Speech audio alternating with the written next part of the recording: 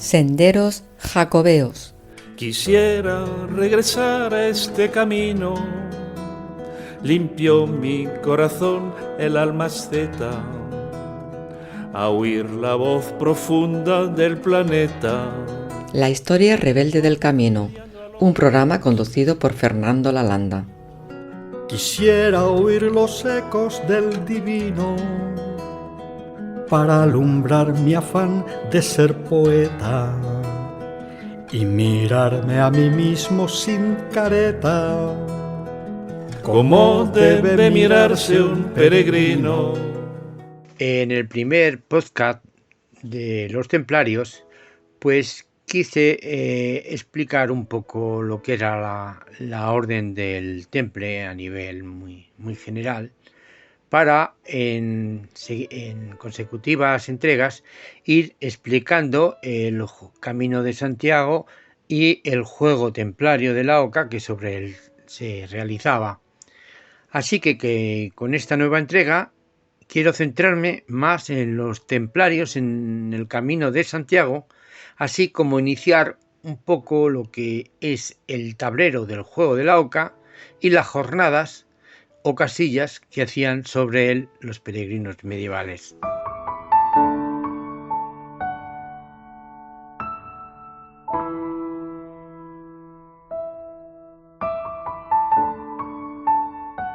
Como había comentado en el primer capítulo, una vez que los caballeros cruzados volvieron a sus lugares de orígenes, pues Tierra Santa pues, se quedó muy desprovista de medios para su defensa.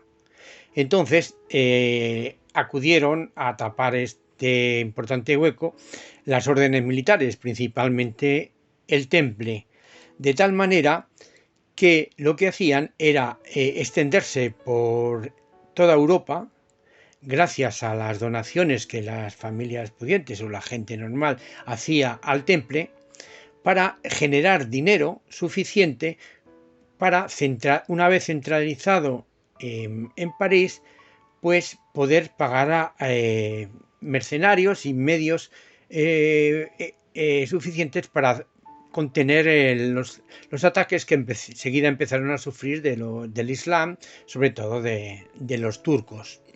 Así, en Europa, gracias a estas donaciones, se creó una tupida red de lugares que tenían la presencia de la Orden del Temple. Principalmente las casas madres eran llamadas encomiendas y estaban al frente de un comendador. Había unas casas menores dependientes de estas encomiendas que se llamaban bailías y estaban al frente de senescales. Y por supuesto eran muy pocos y gente que no era apta en ese momento para la guerra, sino más bien templarios ya mayores. Bien, y aparte de esto, una red inmensa de pequeñas casas, de producciones, granjas, minas, etcétera. Entonces lo que hacían era centralizar todo el dinero que conseguían en estas encomiendas, y una vez al año o 2 veces al año se trasladaba el dinero a la casa madre que estaba en la torre del Temple de París, para que con toda la recaudación reunida pues se pusieran presupuestos para poner medios en la defensa de Tierra Santa. Concretándonos a la península ibérica, esta estaba dividida en diversos reinos. Y entonces, como norma general, el Temple tenía una encomienda principal en cada provincia. Así, podemos decir que en la provincia del Reino de Navarra estaba la encomienda de Puente la Reina, y que en la de Aragón, muy cercana a Logroño, estaba Alcanadre. Por eso luego veremos representado en el tablero de la Oca cómo existe un puente de unión entre lo que es Logroño y lo que es Puente la Reina. No es que en los dos lugares haya río, sino que estaban unidas una encomienda con la otra en ese transporte de dinero, mientras que el resto, a excepción de Portugal, que se encauzaba con Galicia, se transmitía o se recorría a través del Camino de Santiago, porque todas las encomiendas estaban muy cercanas o si no en el propio Camino de Santiago. A saber, siguiendo adelante, en Castilla y León, la casa madre estaba en Villalcázar de Sirga, lo que llamaban Villa Sirga, que en ese momento no estaba el Camino de Santiago, pasaba un poquito por arriba, todavía no se había desviado a pasar por Villalcázar de Sirga. Y luego teníamos también ya más de León, Villasirga se pudo considerar como Castilla, y en León estaba Ponferrada, aquí resta todavía el castillo templario. Lo que ocurre es que Castilla y León estuvieron unidos, se volvieron a desunir y se volvieron a unir finalmente en tiempos de Fernando III, el Santo. Y finalmente en Galicia, que llegó a ser reino dependiente de León, aunque terminó siendo provincia, pues tenía la encomienda de San Fitz de Hermo, muy cercana al Camino de Santiago, en Lugo, cercana a Lugo y más cercana situada, se puede decir que en la zona de Sarriá. Y esta encomienda se recibía el traspaso de los fondos de Portugal, de Tomar, la encomienda de Tomar. Entonces, cada una vez al año o 2 veces al año, este dinero de la recaudación que hacía el Temple en toda Hispania se trasladaba por el Camino de Santiago, que era el lugar más protegido y donde se trasladaban y transitaban anualmente cientos de miles de peregrinos, tanto de ida y de vuelta, en total libertad de tránsito, sin peajes, sin problemas y seguridad, sobre todo. Aunque claro, este transporte económico llevaba suficiente escolta como para defenderse. Decir que estas encomiendas que contaban con templarios, comendadores templarios o senescales en el caso de las bailías, decir que generalmente la orden se nutrió más de caballeros franco-germanos que de hispanos. Los de hispanos estaban en la línea de la lucha contra Slilan en España, la Orden de Santiago, incluso Calatrava, mientras que el fuerte de los caballeros templarios eran franceses y alemanes, por así decirlo, ¿no? Y entonces estos caballeros, la nobleza descendiente de así decirlo, del imperio franco-germano de Occidente, de Carlomagno, tenía la potestad de poder criar ocas.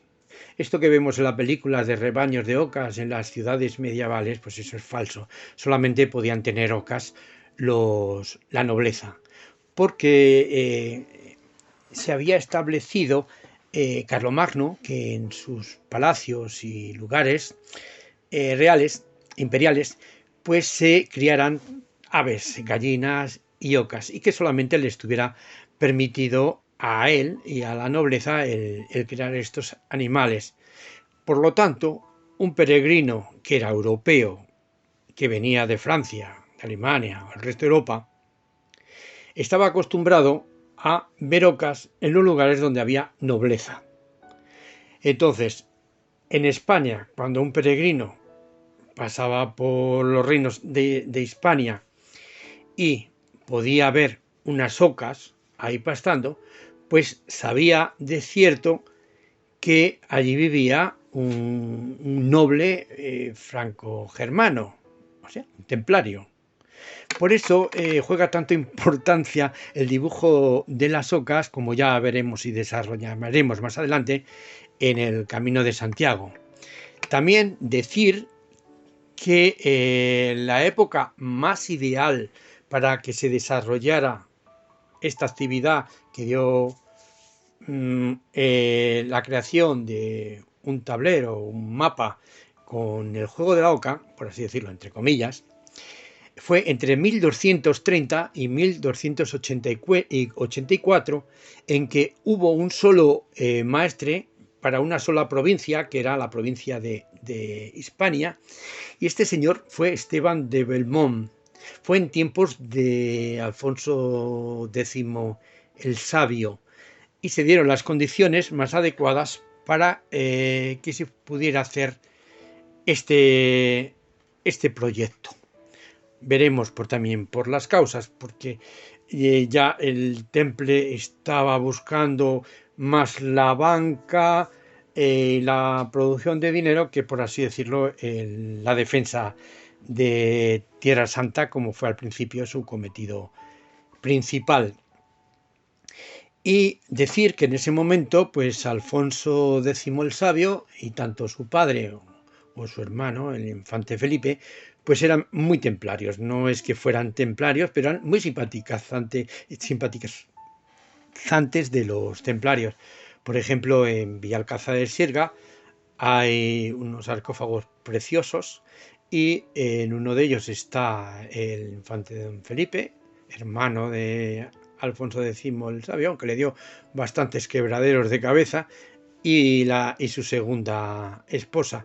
Y también en estos hay unos sarcófagos que se dice que era de un caballero de Santiago, entre comillas, pero aparecen caballeros templarios perfectamente identificados. Y claro, Villasirga fue un importante lugar para la Orden del Temple en Castilla. Contar ya anecdóticamente, este mismo año me hizo muchísima gracia, porque me llamaron una productora de Hollywood americana que decían que estaban haciendo una serie, o que querían hacer una serie de televisión sobre el tesoro de los templarios, y que claro, habían leído mi libro del juego de la oca en el Camino de Santiago y querían que yo les ayudara a localizar este tesoro templario. Yo les dije, pues sí, si yo hubiera sido... Primero, no creo que existiera el gran tesoro templario que quedó después de que desaparecieron los templarios, pero sí pudo haber una de estas entregas económicas que, una vez condenados en Francia los templarios, pues se hubiera quedado allí escondida. Y dije, pues mire, yo... si lo buscaba, lo buscaría debajo de la iglesia de Santa María la Blanca en Villalcázar de Sierga, porque hay un aljibe, y yo lo pondría ahí un lugar, porque hay un pozo que se entra, y que yo una vez intenté entrar, pero es excesivamente estrecho. Haría un sumidero y un sifón, y allí escondería yo un templario, porque hay cosas muy raras. Hay un pantocrator que está trastocado, donde tendría que estar el símbolo del toro. Hay un cerdo y tiene el miembro viril prismático. Está una cosa muy rara, y hay una leyenda también que habla de las cabezas que hablan allí del tesoro de Villasirga. Realmente queda escrita esa leyenda, y lo curioso es que hay estas cabezas que llaman Baphomet. Hay algunas cuantas en este templo.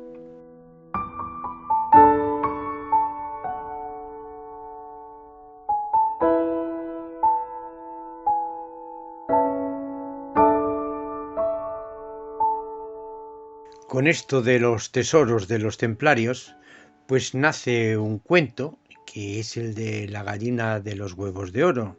Resultaba que había una gallina que ponía todos los días un huevo de oro. Tan contento estaba su amo, pero la ambición quiso tenerlo todo de golpe. Entonces no se le ocurrió otra cosa que abrirle el vientre a la gallina para extraerle todos los huevos de golpe. Y claro, ahí solamente encontró un huevo y otro que se estaba formando en ese momento. Pero la gallina se quedó muerta y ya no hizo más huevos de oro. Pues algo parecido pasó con el Temple. Quisieron quedarse con todo su dinero en la torre del Temple de París y entonces los detuvieron y los masacraron. Y entonces, pues, acabaron con la generación de una riqueza. Pero nada más, consiguieron solamente lo que había allí, la recaudación de un año. Fue porque, bueno, es que Tierra Santa se terminó perdiendo. En el año 1291 los templarios ya abandonaron el puerto de Acre, que era el último bastión. Y claro, ya no tenían en qué gastar el dinero, como era su principal cometido, defender Tierra Santa, pero seguían produciendo cada vez más dinero y habían entrado en el mundo de la banca, bueno, que tiene que ver bastante con el juego del AUCA. Y entonces, pues no hicieron nada más que prestar dinero pues a la corona de Francia, por ejemplo, pues le anticipaba la recaudación de impuestos. Y entonces el Felipe IV, que le llamaban el Hermoso de Francia, pues pensó que si convencía al Papa, a Clemente V, para que disolviera la orden mediante una bula, pues podía quedarse de un solo golpe con todo el dinero que tenían los templarios en París y encima no devolverles los impuestos que ya, digo, los préstamos que le habían concedido. Y así pasó, que en 1307, en un solo día, se arrestaron 20.000 templarios, de los cuales pues 500 serían caballeros.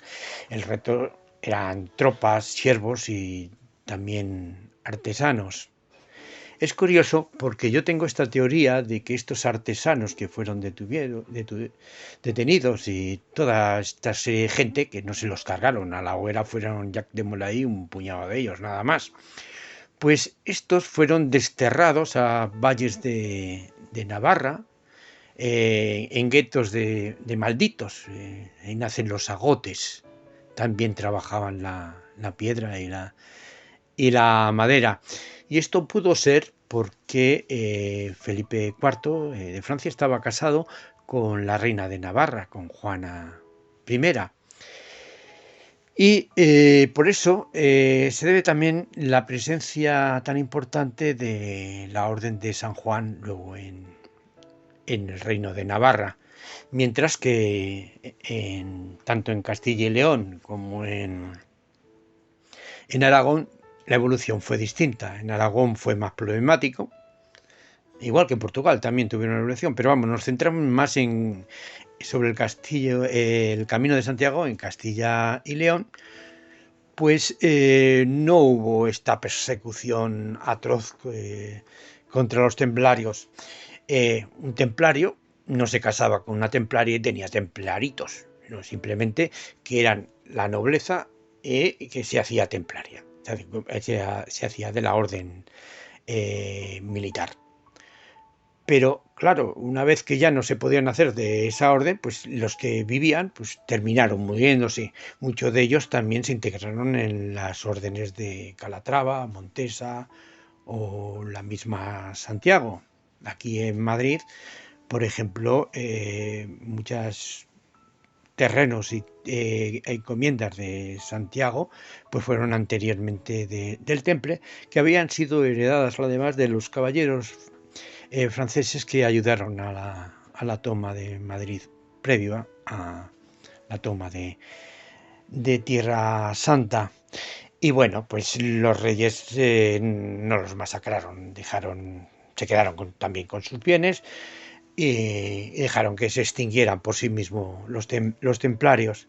Fue curioso también, ya lo veremos, como en la zona de Bierzo, el control del río Miño y Sil, pues lo donaron a una serie de familias que siguieron vinculadas en cierta forma al estilo de la orden y que, bueno, perdurando durante muchísimos tiempos. Y ya hablaremos por el camino del río que utilizaban los templarios más adelante.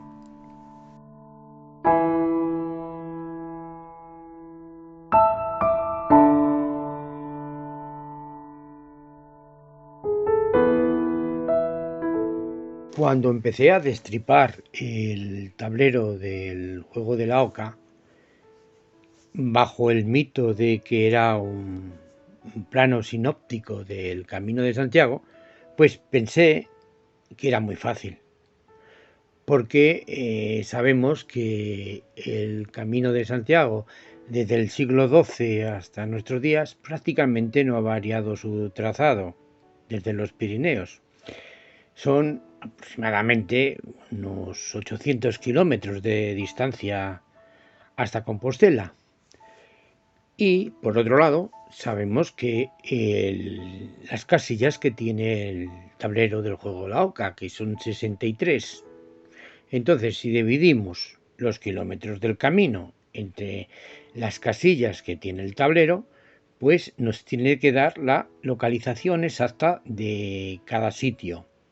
Bien, esto es algo solamente un poco más complicado, porque se ajusta a la vida misma. Esas 63 casillas hay que descontar la casilla de Santiago de Compostela, que es la meta. Y hay que pensar que en aquella época los peregrinos iban y volvían andando, no como ahora que nos volvemos en el AVE o en avión. Entonces, si calculamos que un peregrino tardaba 9 semanas en realizar 54 jornadas, 27 de ida más 27 de vuelta más una de descanso, necesitaría 9 domingos también para descansar. Entonces la suma serían 63 casillas, lo que es lo mismo que la distancia que puede alcanzar una casilla son 12 kilómetros más o menos actuales. También hay que pensar una cosa, que entonces no me medían por el sistema métrico decimal. En cada territorio, cada reino, cada pueblo tenían unas medidas totalmente diferentes. Pero si os habéis dado cuenta, muchas veces cuando vais andando, peregrinando, no vais tanto mirando los kilómetros, sino los tiempos. Entonces existía el uso de la legua de buen camino, que viene a significar la capacidad que tiene un peregrino de la distancia en andar en una hora, que más o menos es variable, viene a ser entre 4 o 6 kilómetros, pero cuando coges buen ritmo, pues puedes llegar a los 5 kilómetros y pico. Con lo cual, cada casilla comprende 2 leguas de buen camino. Hay que pensar que este camino de Santiago, para ocupar el menos espacio posible el tablero, utiliza la forma del caracol. Se va rodeando a sí mismo hasta llegar al centro. Y luego, una vez que alcanza el centro, el peregrino tenía que volver a salir. Entonces, tenemos que entender que existen 2 caminos, uno de ida y otro de vuelta, que en el mismo tablero están superpuestas en 2 espirales que forman una sola. También la prueba del algodón, por así decirlo, es el pozo. El pozo en el tablero del juego de la oca está en el medio, justamente en la casilla número 31. Y esto me costó bastante encontrarlo porque el camino actual pasa a unos 15 o 20 kilómetros por encima del camino en aquel momento, pero los ciclistas siguen pasando por el pozo. Y no se trata ni más ni menos que la población de Pozo de Urama. Y el Pozo de Urama era un pozo del tiempo de los vaceos. Y allí llegaremos al significado cuando vayamos explicando las casillas especiales una a una, pero era el lugar de espera de Carabanero. De hecho, existen posadas de Carabanero, existía un castillo templario que ha desaparecido, y además hay que decir que está La Cueza, que es el lugar más seco de todo el Camino de Santiago. Bueno, pues yo creo que aquí podemos poner un punto final a este capítulo y continuar un poco más adelante, en el siguiente, pues explicando un poco más las reglas del juego y las casillas que hay especiales.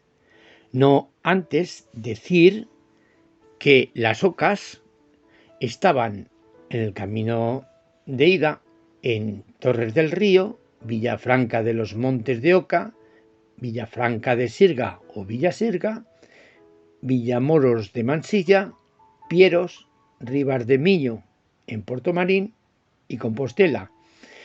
Y para el camino de vuelta estaban Melide, Castillo de Sarracín, Rabanal del Camino, Moratinos, Castrojeriz, Nájera e Eunate.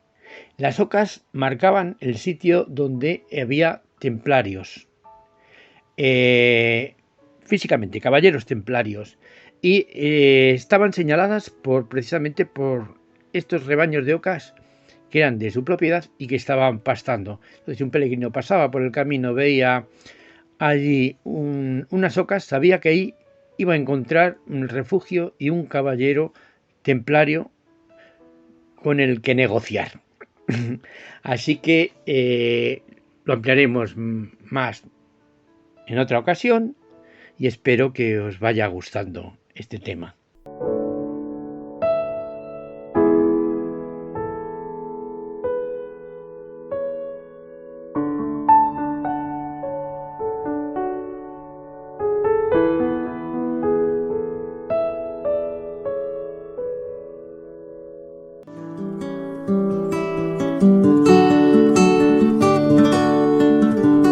La historia rebelde del camino, un programa conducido por Fernando Lalanda.